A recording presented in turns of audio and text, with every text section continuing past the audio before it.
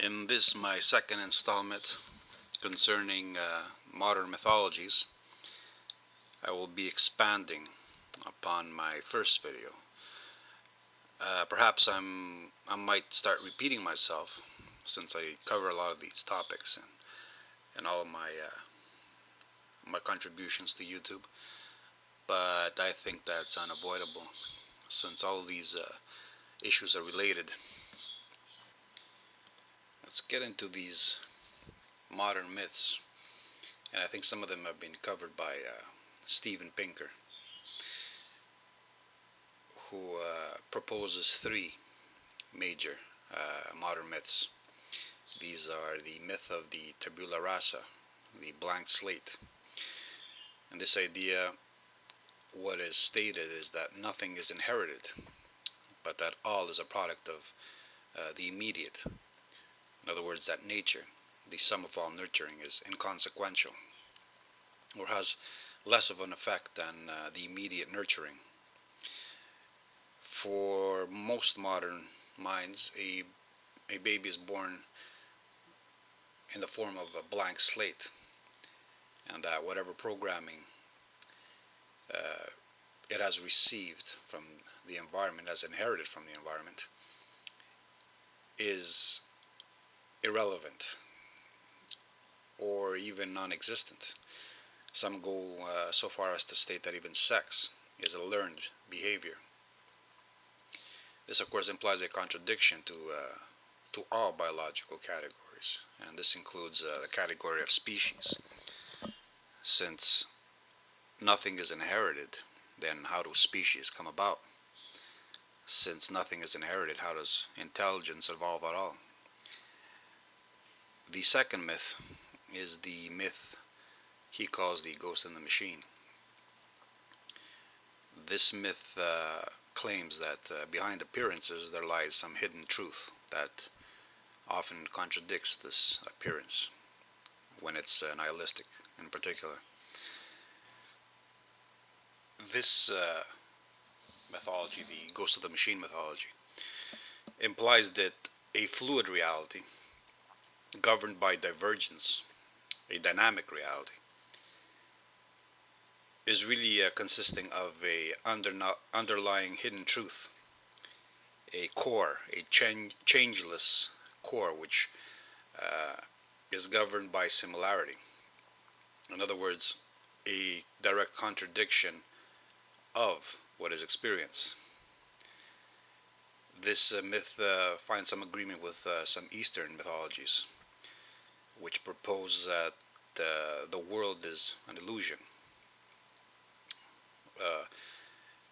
a facade, and it's similar to Platonism, which posits the idea that the world is really a shadow of a more real reality, an ideal world where ideal forms exist and cast their shadow upon this more fake world, which is a copy of this other world.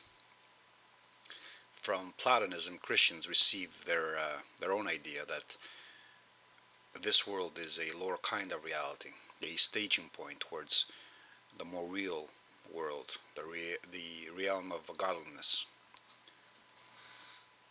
As such, this position, what it really implies is a nullification of the experience,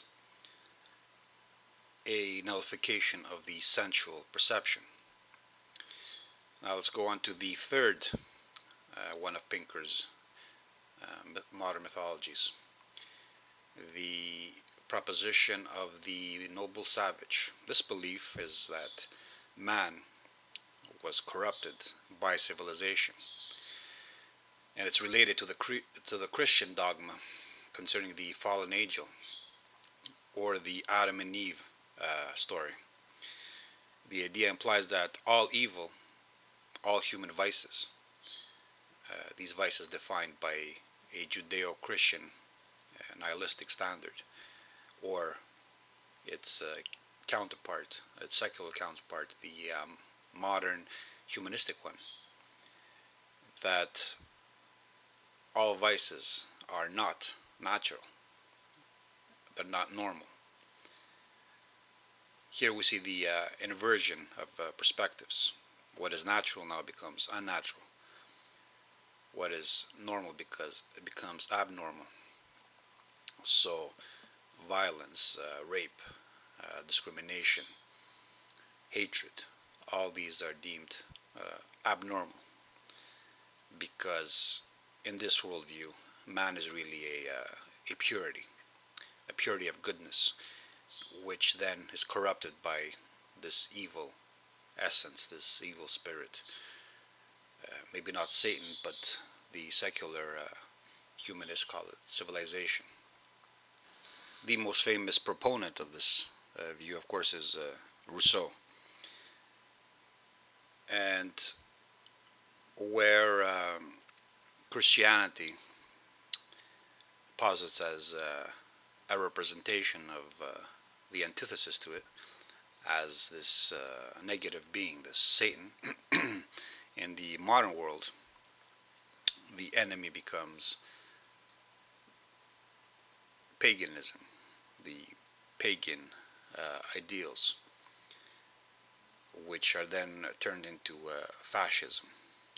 Here we see the anti-nature, anti-world attitude.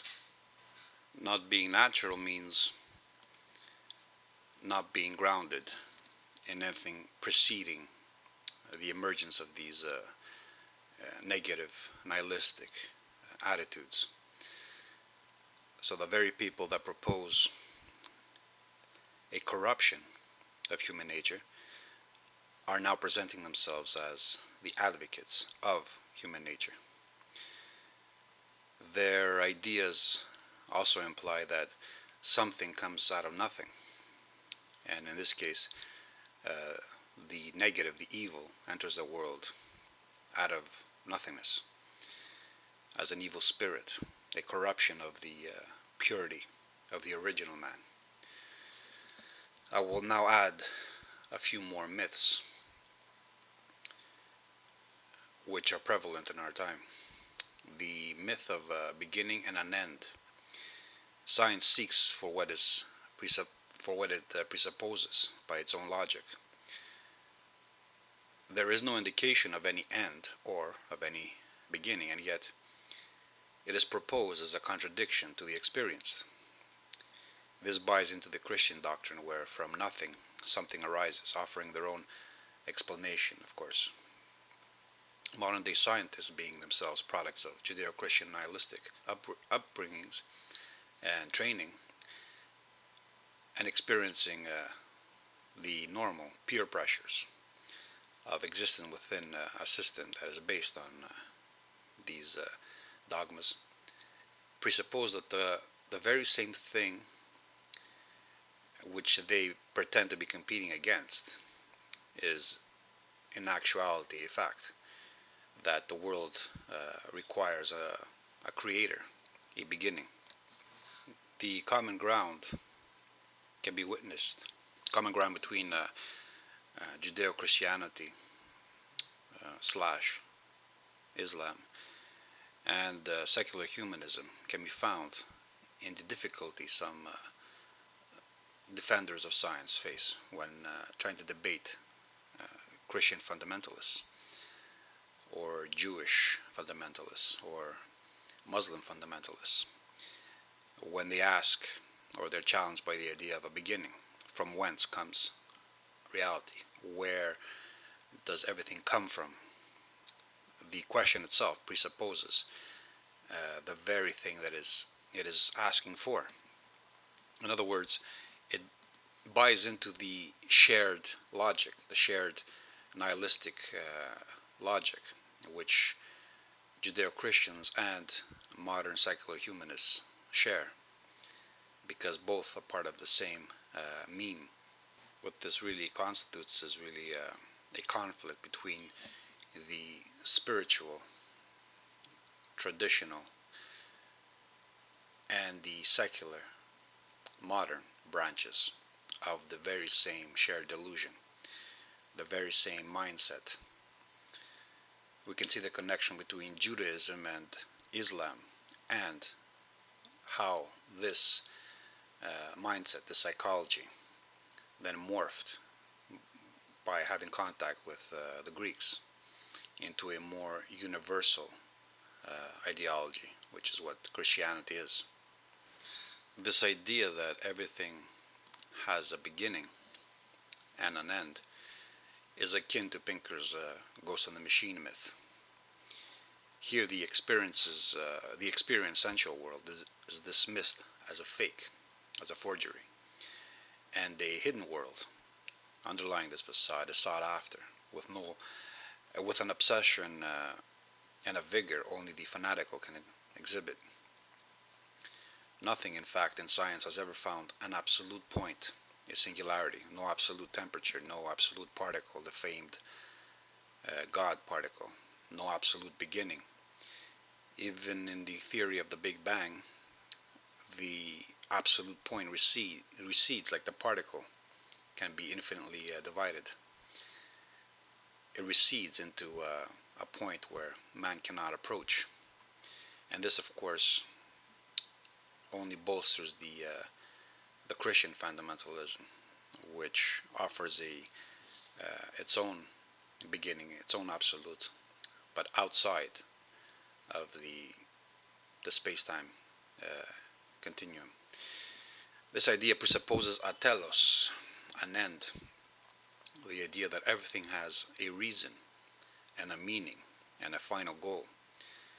In fact, it is only man that can project such nihilistic absolutes and then consider them as something more than his own projections, ones based on his dissatisfaction and his despair in the face of an existence with no end and no meaning, and one characterized by need and suffering and pain. It's this human feebleness which many of these dogmas exploit, particularly amongst the weakest of the weak. This is why the Roman Empire was infected with Christianity first amongst the slave classes, amongst the lower strata, amongst the ones who would not have survived if it wasn't for the protective umbrella of the empire itself, or of the social system. The other myth I want to deal with here, and I think I've dealt with this before, is that appearance does not matter, that it's superficial, that it's shallow. Again, it implies a hidden truth. We see the relationship here again with the ghost and the machine metaphor.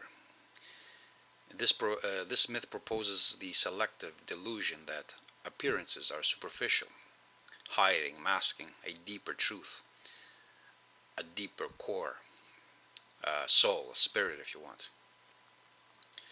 The apparent, the phenomenon, for them is an illusion.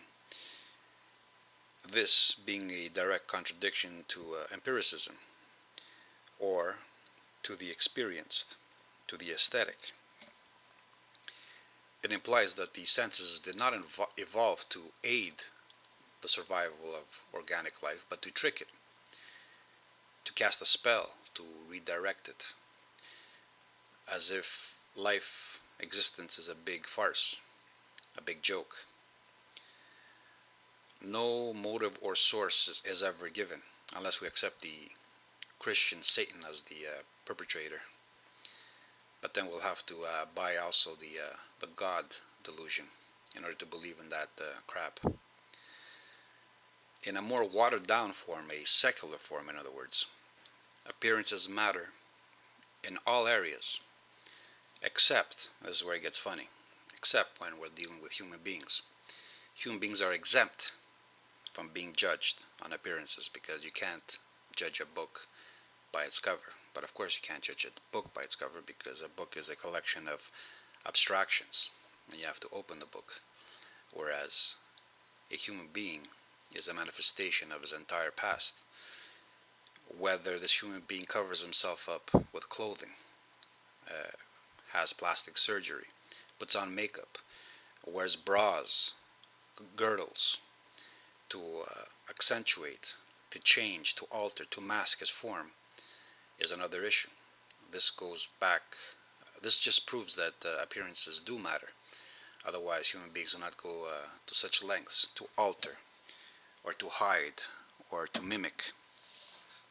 If we take clothing as an example, we see how clothing is made to hide the human form, in essence, hiding the nature of the individual, his essence, his spirit, his quality, and creating the illusion of uniformity, since we can all buy the same style of clothing and pretend to be a certain type, then we participate in a shared illusion where the persona can be purchased at the store.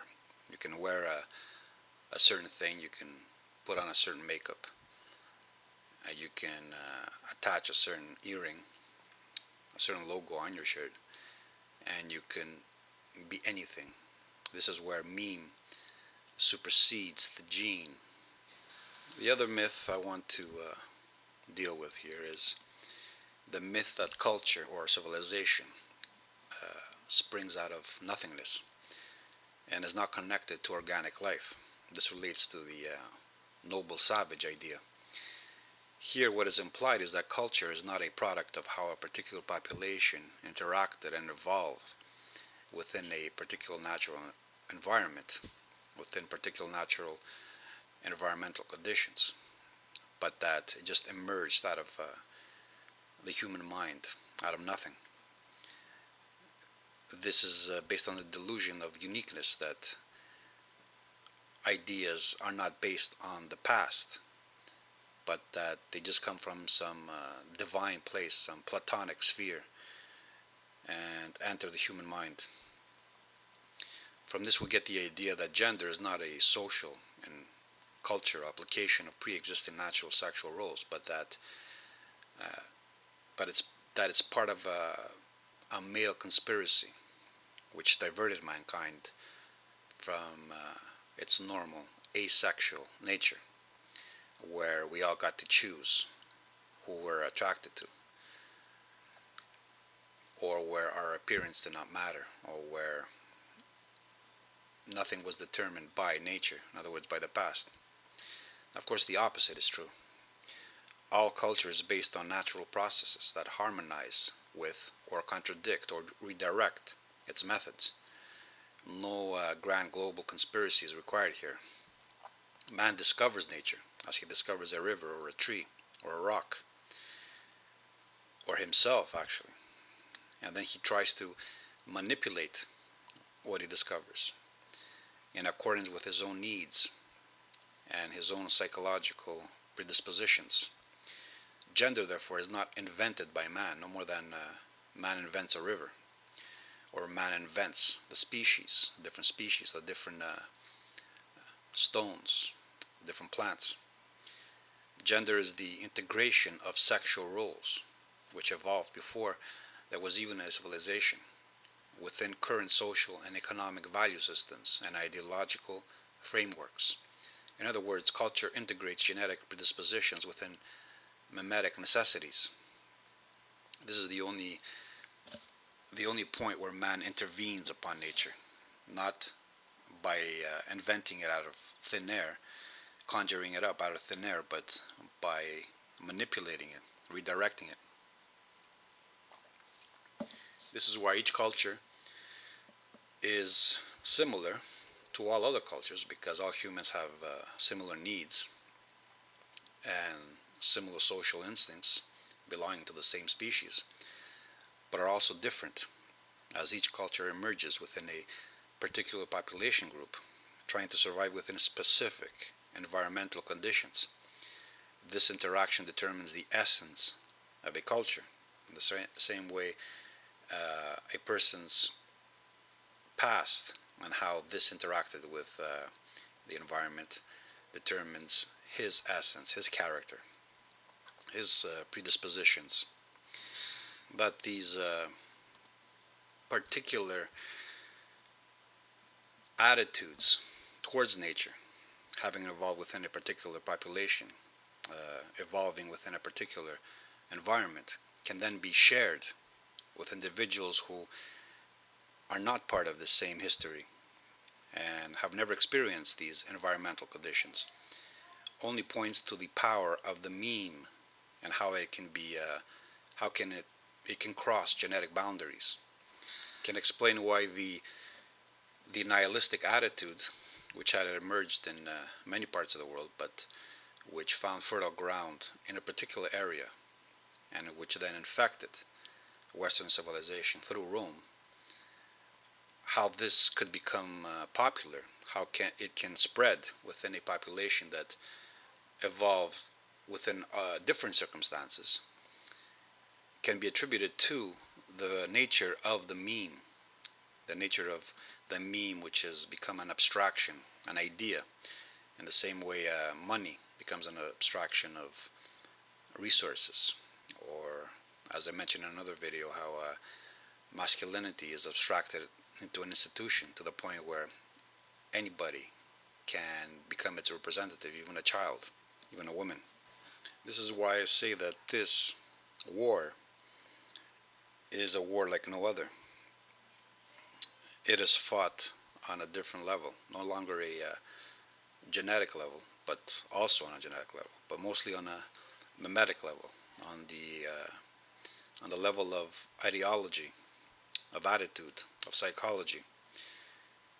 It's a clandestine war, a war of attrition, a war of convictions, and it is a war directed towards a particular kind of male, not all males, but a particular kind of male, a kind which challenges the current establishment,